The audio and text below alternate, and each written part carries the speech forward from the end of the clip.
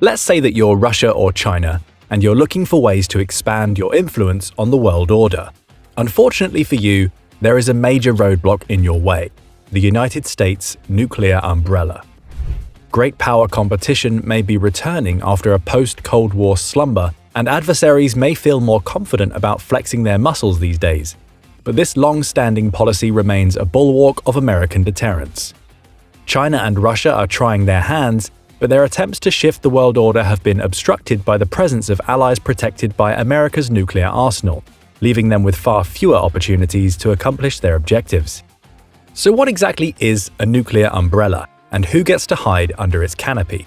At its most basic, the United States nuclear umbrella is a function of its system of alliances. As part of its commitment to allies, the United States has implied both the will and the means to use its nuclear weapons to protect them from aggression. The umbrella currently extends to longtime allies like NATO partners Japan, South Korea, and Australia. There is no formal binding agreement creating the nuclear umbrella. Rather, it is an informal understanding that the United States will defend its close allies from nuclear aggression with a retaliatory nuclear response. The nuclear umbrella therefore accomplishes two strategic goals. First, it deters other countries, like Russia and an increasingly aggressive China, from using their nuclear weapons or invading countries covered by the umbrella, for fear of nuclear escalation.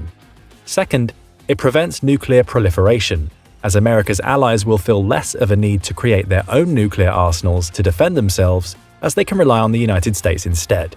A good example of the nuclear umbrella in practice can be found in the North Korean security challenge. Although North Korea has had a long-standing nuclear weapons and ballistic missile program, neither South Korea nor Japan, who are most threatened, have responded with nuclear programs of their own, because of the implicit American security guarantee. Another example of the nuclear umbrella in practice would be in Eastern Europe. For historical and strategic reasons, Russia would like to reincorporate the Baltic states into its orbit, but unlike Ukraine, these countries, Estonia, Latvia, and Lithuania, are NATO members, with both Article 5 protection and an implicit understanding that they are under the US nuclear umbrella should Russia resort to nuclear saber-rattling. Great news for places like Japan and Lithuania, but what about the rest of the world? Some American national security experts have called for expanding the American nuclear umbrella's reach and guarantees. For example, with the potential for a nuclear-armed Iran, the umbrella may need to be extended to other countries in the region, such as Saudi Arabia, lest it develop its own nuclear weapons in response and create an atomic arms race in the Middle East. Other experts disagree with nuclear umbrella expansion because they believe that it will create new risks to the United States, while increasing the reliance on nuclear weapons and atomic threats for security, and thus the incentive to create them. This is part of the reason why NATO expansion has not been universally well received in Washington. These experts are also wary of the potentiality for nuclear escalation should the United States overexpose itself on implied commitments to use these weapons of mass destruction. Although it has been a successful policy since the start of the atomic age, the nuclear umbrella is not as simple as it sounds. To be operational, it requires not only American capability and will, but also its security partners to trust that it is committed to using it. Sounds a little paradoxical, right? Well, here's how it works. A security official in Japan perhaps best summarized the problems in that third requirement when he asked, if you were responsible for the defense of your country and you had to depend on somebody from another country, how would you feel? This message, quoted in an article for The Diplomat from a 2009 meeting, raises the conundrum. For the US nuclear umbrella to work, cooperating countries must believe that the United States will actually defend them. And they must believe this beyond the almost ritualistic assurances that American security officials periodically make. Trust is a vital component in the otherwise informal nuclear umbrella agreement. Otherwise, these countries will have an incentive to create their own nuclear weapons despite their participation in the Nuclear Non-Proliferation Treaty. North Korea poked holes in the NPT when it withdrew from the treaty in order to develop its own nuclear weapons. Although anti-nuclear attitudes are obviously strong among American allies like Japan, long-term security concerns will tend to win out over shorter-term domestic political controversy. If the leaders of those countries feel the long-term vulnerability in the absence of American leadership, it's far likelier that nuclear proliferation will take place. While the international order under stress from actors like China, Russia, Iran, and North Korea The United States has signaled to its allies in recent years that it remains committed to their nuclear defense. In a 2019 speech at the Brookings Institution, David J. Trachtenberg, the then Principal Deputy Undersecretary for Policy in the United States Department of Defense, noted that America had budgeted $25 billion toward efforts to modernize its nuclear triad: intercontinental ballistic missiles, submarine-launched ballistic missiles, and bomber-delivered nuclear weapons, plus their means of delivery. However, although the nuclear umbrella proved successful in the Cold War, some observers have questioned whether it still makes sense even in the countries that it has long extended to. Although American security officials like Trachtenberg had attempted to assure allies of its continued commitment, President Trump has raised some fears during his campaign and tenure. For example, on the campaign trail in 2016, he mulled whether it would be better if Japan and South Korea developed their own nuclear weapons to defend themselves from North Korea, instead of relying on the United States, which in his opinion got too little out of the arrangements.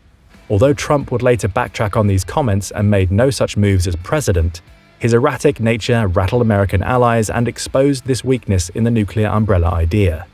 Despite the Trump years, American allies still have a high degree of trust in the United States and its commitment to their defense.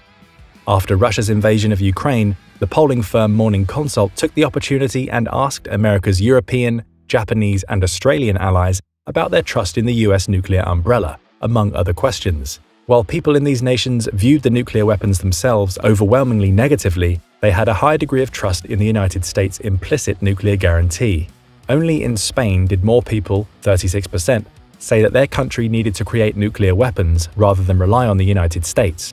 The people in Australia, 35%, Germany, 41%, Italy, 45%, and Japan, 39%, all answered that their respective countries did not need to build nuclear weapons because their allies had them. These responses were well in excess of those who answered that their nations should build their own nuclear weapons at 28%, 28%, 20%, and 18% respectively. Other people surveyed said that they did not know about or have an opinion on the subject. With the unpopularity of nuclear weapons among America's allies, it seems the nuclear umbrella policy is secure for at least the intermediate future. But how exactly does the United States secure its nuclear umbrella's range? Although this is not explicitly stated, the nuclear umbrella policy also means that in practice, the United States can forward deploy its nuclear arsenal on the soil of its allied countries. Such deployment ensures that the means of delivery are closer to potential adversaries, while making it harder to eliminate American nuclear capabilities in a first strike, enhancing the overall deterrence posture. One notable hint of this practice occurred in the summer of 2022, when the United States and South Korea started talks which would eventually result in the return of the Blue Lightning exercises, which feature potentially nuclear-capable B-52 strategic bombers flying over South Korean airspace. The last such exercise was in 2017, amid rising tensions with North Korea. Although the United States withdrew its nuclear weapons from South Korea in 1991, Blue Lightning and other exercises demonstrate the ongoing security operation between the two countries and the partnership's nuclear capability. The United States still deploys nuclear weapons from bases in Allied territories as part of its NATO commitments. About 150 American B-61 nuclear bombs are currently on NATO soil, ready to be deployed from bases in Belgium, Germany, the Netherlands, Italy, and Turkey. Although the governments of these countries have never officially confirmed their presence, it is a widely known open secret. This arrangement is part of NATO policy. Although these are American weapons and guarded by American troops, the host country would jointly need to agree to their use.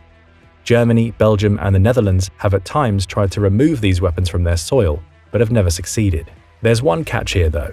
Technically, their presence violates the provisions of the NPT, since the treaty forbids the transfer of nuclear weapons from recognized nuclear weapon states to non-nuclear weapon states. To get around this, the United States has argued that those weapons would not be effectively transferred until wartime, but as we've just seen, this practice is highly controversial. The United States also used to deploy nuclear weapons in Japan, but withdrew these in the late 1960s and early 1970s after controversy. However, Russia's invasion of Ukraine, the threat posed by a nuclear-capable North Korea, and a more aggressive China prompted the late former Japanese Prime Minister Shinzo Abe to suggest that these weapons of mass destruction may need to come back to Japanese soil. In March, Abe pondered whether it would be necessary to return to a nuclear sharing arrangement for deterrence, such as that seen in NATO, stating, "We should not put a taboo on discussions about the reality we face. Current Japanese PM Fumio Kishida shot the idea down, but with Russia and China unlikely to stop their attempts to increase their influence and change the world order, it is likely that such debates will continue in America's nuclear umbrella allies in the coming years. There is a final ingredient required for the nuclear umbrella to work. America's enemies must also perceive that the threat is credible, since the object of the policy is deterrence.